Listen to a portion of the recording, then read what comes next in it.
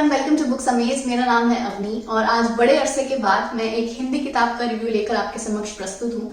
किताब का नाम है महावत, जिसे लिखा है अशरफ जमाल जी ने। उन्होंने ही मुझे ये बुक रिव्यू पर्पस के लिए भेजी थी और क्लियरली मैं बहुत एक्साइटेड हूँ इसके बारे में बात करने के लिए, क्योंकि मुझे हिंदी किताबें पढ़ना बहुत पसंद है और खास करके जब प्लॉट बहुत इंटरेस्टिंग हो और कोई हिस्टोरिकल फिक्शन वाली स्टोरी हो जैसे कि ये है, तो वो स्टोरी अपने आप में बहुत इंटरेस्टिंग बन जाती है। तो आइए बात करते हैं इस किताब के बारे में। मैंने इसे अपने किंडल पर पढ़ा है। फिलहाल ये बुक सिर्फ किंडल वर्जन में अवेलेबल है क्योंकि लॉकडाउन चल रहा था, लेकिन जल्दी ही इसका पेपरबैक वर्जन भी मार्केट में आने वाला है। तो आप वेट करिए, जब भी आएगा मैं उसकी लिंक नीचे डिस्क्रिप्शन बॉक्स में डाल दूंगी। फिलहाल इसके किंडल वर्जन की लिंक नीचे आपको डिस्क्रिप्शन में मिल जाएगी। जैसे कि मैंने कहा, ये बुक हिस्टोरिकल फिक्शन जॉनरा के अंदर आती है, लेकिन यहाँ पर कोई भी टाइमलाइन मेंशन नहीं है, यानी कि कोई एग्जैक्ट ईयर मेंशन नहीं है कि ये कब की कहानी है। लेकिन ये जरूर मेंशन है कि ये उस समय की कहानी है जब हड़प्पन कल्चर, हड़प्पन सिविलाइजेशन का एंड हो रहा था। और साथ ही साथ ये भी मेंशन है कि ये उस जगह की कहानी है जिसे आज प्रेजेंट डे में डेक्कन वैली कहा जाता है। इस कहानी के दो मेन कैरेक्टर्स हैं, मत्स्य और मीन, जो भाई हैं। और मत्स्य और मीन एक छोटी सी बस्ती में रहते हैं, जिस बस्ती में बहुत थोड़े से लोग रहते हैं। वो आपस में एक परिवार की तरह मिलजुल कर रहते हैं। और मत्स्य के जो फादर हैं वो इस बस्ती के मुखिया हैं, जिन्हें महावत भी कहते थे। तो आज प्रेजेंट डे में हम महावत शब्द का अर्थ समझते हैं a person who rides an elephant. लेकिन उस समय जब एलिफेंट्स को लोग एक्चुअली राइड करना जब लोगों ने शुरू भी नहीं किया था, उस समय महावत शब्द का अर्थ होता था किसी भी ग्रुप का मुखिया। तो यहाँ पर इस कहानी में मत्स्य और मीन के फादर इस पूरे ग्रुप के मुखिया हैं, यानी कि महावत हैं। वो एक बहुत ही डेडिकेटेड कर्मठ व्यक्ति हैं। लेकिन मत्स्य और मीन बहुत ही आलसी हैं। वो काम करने के बहाने निकलते हैं, लेकिन नदी में तैरते रहते हैं, टाइम पास करते रहते हैं। तो इस कारण से मत्स्य और मीन के जो फादर हैं वो बड़े परेशान रहते हैं कि मेरी समाज में इतनी इज्जत है, मैं महावत हूँ और हमें इस ट्रेडिशन को अलाइव रखना है, लेकिन जो मेरे बेटे हैं वो तो इतने सीरियस नहीं है।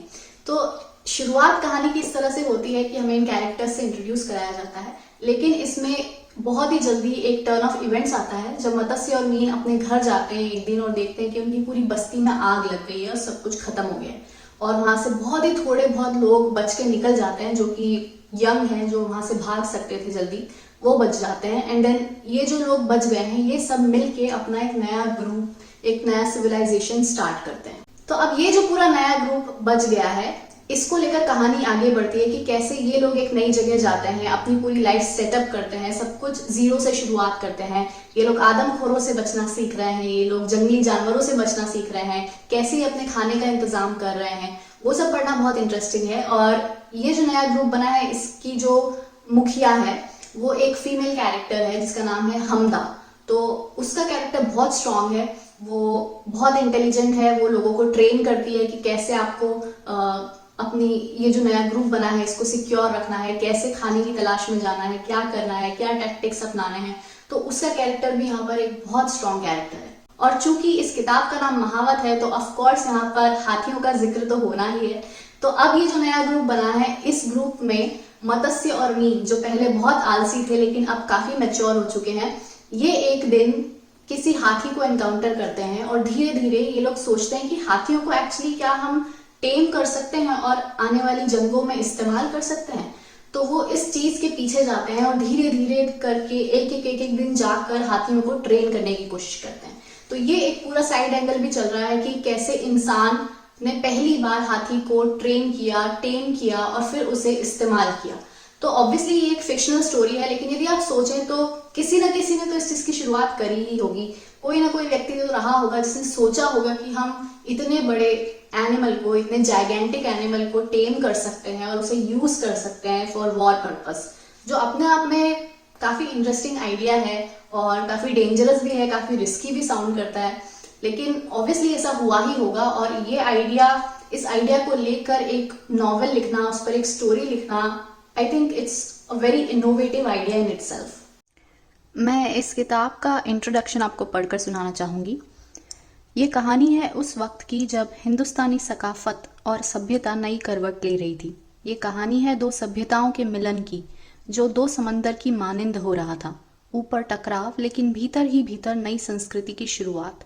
ये कहानी है उन बहादुर लोगों की जिन्होंने पहले पहल हाथियों को काबू किया और उन्हें पालतू बनाया। ये कहानी है उस वक्त की बहादुर औरतों की जिन्होंने हर क्षेत्र में मर्दों के साथ कदम से कदम मिलाकर उनका साथ दिया, बल्कि उनसे बेहतर और बढ़कर अगुवाई की। ये कहानी है जंग में हाथियों के इस्तेमाल की शुरुआत की। ये कहानी है आम लड़कों के खास बनने की। ये कहानी है हिम्मत, हौसले और सीख की, जो सिखाती है कि मकसद अगर ऊंचा हो तो फिर बुद्धि और युक्ति से कुछ भी हासिल किया जा सकता है। ये कहानी मेरी है, आपकी है, हम सबकी है। उम्मीद है आप सभी को पसंद आएगी। तो ऑब्वियसली मुझे ये कहानी बहुत पसंद आई। बहुत ही इनोवेटिव, बहुत ही यूनिक आइडिया है, जहां पर कुछ यंगस्टर्स हैं जो अपना एक सिविलाइजेशन सेटअप कर रहे हैं और साथ ही साथ हाथी जैसे जाइगेंटिक एनिमल को टेम करना भी सीख रहे हैं। तो ऑब्वियसली एक बहुत ही यूनिक आइडिया है जिसे मैंने तो पहले कभी नहीं पढ़ा, एंड आई एम श्योर आपको भी ये किताब पढ़ने में बहुत मजा आएगा। इसमें हिंदी और उर्दू का एक बहुत ही सुंदर मिक्स है। बहुत ही खूबसूरत लैंग्वेज में ये किताब लिखी गई है। मेरी हिंदी तो काफी अच्छी है, लेकिन मेरी उर्दू उतनी अच्छी नहीं है, तो काफी जगह पर मुझे कुछ शब्दों का मतलब नहीं पता था, मुझे गूगल करना पड़ा। लेकिन आप जब उसको पूरे सेंटेंस में पढ़ेंगे तो आप ऑब्वियसली उसका मतलब समझ जाएंगे। सिर्फ मेरी क्यूरियोसिटी थी कि मुझे कोई शब्द का मतलब सीखना था, तो इसलिए मैंने उन्हें गूगल किया। बट यदि आप उर्दू पढ़ना पसंद करते हैं, यदि आप हिंदी पढ़ना पसंद करते हैं, तो आपको ये बुक बहुत ज्यादा पसंद आएगी। मुझे इस किताब से सिर्फ और सिर्फ एक ही शिकायत है, वो ये कि ये बहुत ही ज्यादा छोटी है। ऑथर ने इस किताब को मात्र 35 पन्नों में खत्म कर दिया है, और जब मैं आपको कहानी बता रही थी आप समझ ही गए होंगे कि इसमें कितने सारे इवेंट्स हैं, कितने सारे स्ट्रॉन्ग कैरेक्टर्स हैं। तो उन्हें मुझे लगता है कि आराम से 100 टू एटलीस्ट 120 पेजेस तक लिखा जा सकता था, क्योंकि कैरेक्टर्स काफी स्ट्रॉन्ग है, प्लॉट काफी यूनिक है, तो उसे डेफिनेटली स्ट्रेच किया जा सकता है और इसमें वो स्कोप है। प्लॉट इतना इंटरेस्टिंग है कि लोग इसे आराम से 100 पेजेस की भी होती तो भी पढ़ लेते, और इसमें एंडिंग में एक क्लिफ हैंगर भी दिया गया है, तो इसका डेफिनेटली एक सीक्वल भी बन सकता है। ऑथर एक्चुअली वेट कर रहे हैं कि यदि इस बुक को अच्छा रिस्पॉन्स मिलता है तो वो इसका सीक्वल भी लिखेंगे। So I request all of you कि प्लीज इस बुक को एक मौका दीजिए, इसे पढ़िए। काफी इंटरेस्टिंग प्लॉट है, आपको बहुत मजा आएगा, और आई विश कि ऑथर जल्दी इसका सीक्वल लिखें और वो बुक थोड़ी लंबी हो, क्योंकि यहाँ पर ऐसा लगता है कि इसे शॉर्ट करने के चक्कर में काफी बार कहानी को बहुत रश किया गया और जल्दी जल्दी लिख दिया गया है। बजाय इसके यदि कैरेक्टर्स को और डिटेल में एक्सप्लोर किया जाता, यदि जो बैकग्राउंड है जहाँ पर ये लोग रहते हैं, कैसे ये लोग सीख रहे हैं सारी चीजें, उस सबको और ज्यादा डिटेल में लिखा जाता तो ये और इंटरेस्टिंग होती। पर ये उन लोगों के लिए एक प्लस पॉइंट है जो हिंदी में या तो बिगिनर रीडर्स हैं, या फिर जो बहुत बड़ी बड़ी किताबें नहीं पढ़ना चाहते या नहीं पढ़ सकते just because of Hindi language.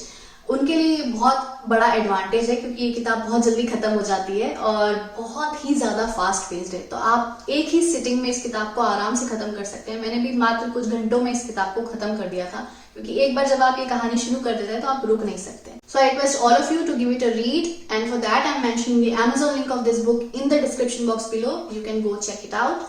और यदि आपको ये वीडियो पसंद आया हो तो इसे लाइक करना ना भूलें, और आई होप कि आपने मेरे चैनल को सब्सक्राइब कर ही दिया होगा। नहीं किया है तो अभी कर दो, तुरंत कर दो। और मैंने फेसबुक पर एक बुक क्लब भी बनाया है जिसका नाम है बुक समीज बुक क्लब। यदि आप चाहें तो वो ग्रुप ज्वाइन कर सकते हैं, और मैं जल्दी आपसे मिलूंगी एक नए वीडियो के साथ। Till then, take care of yourself and keep reading.